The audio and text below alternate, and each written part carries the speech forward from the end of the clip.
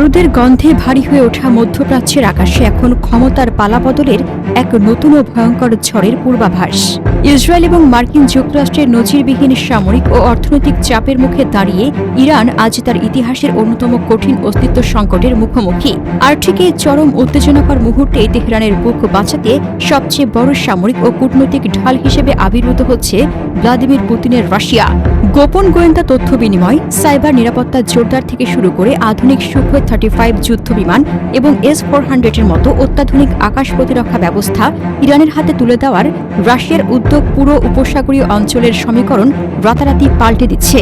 এটি আর কেবল একটি দ্বিপাক্ষিক চুক্তি নয়, বরং সরাসরি পশ্চিমা সামরিক আধিপত্যকে চ্যালেঞ্জ করার একটি সুপরিকল্পিত মাস্টার প্ল্যান। এই ভূরাজনৈতিক আঁতাতের পেছনের কারণটি অত্যন্ত স্পষ্ট। পশ্চিমা বিশ্বের কঠোর নিষেধাজ্ঞায় জর্জরিত দুই দেশই এখন একে অপরের বেঁচে থাকার লাইফলাইন। ইউক্রেন রণাঙ্গনে যখন মস্কো তীব্র প্রতিরোধের মুখে পড়েছিল, তখন শাহেদ ড্রোনের মতো কার্যকারী অস্ত্র সরবরাহ করে পুতিনের সবচেয়ে বিশ্বস্ত মিত্রের প্রমাণ দিয়েছিল তেহরান। সেই ঋণ পরিশোধ করার পাশাপাশি বর্তমানে নিজের অর্থনীতিকে সচল রাখতে এবং অস্ত্র বাণিজ্যকে সম্প্রসারিত করতে রাশিয়ার জন্য এই সম্পর্ক টিকিয়ে রাখা অপরিহার্য। কৌশলগত দিক থেকে মধ্যপ্রাচ্যে মার্কিন আধিপত্য খর্ব করার জন্য ক্রেমলিনের একটি শক্তিশালী এবং অদম্য ইরান প্রয়োজন।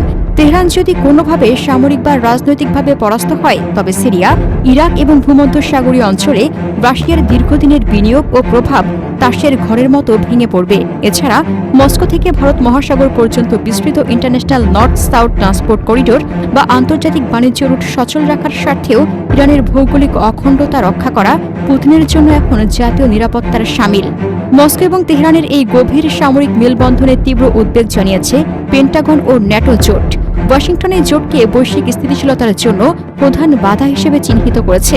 অন্যদিকে ইসরায়েল এটিকে তাদের রাষ্ট্রীয় অস্তিত্বের জন্য সবচেয়ে বড় সরাসরি হুমকি বলে মনে করছে। ইউরোপীয় ইউনিয়নের আশঙ্কা, এই ঐক্যের কারণে মধ্যপ্রাচ্যে পারমাণবিক অস্ত্র বিস্তারের ঝুঁকি বহুগুণ বেড়ে যেতে পারে।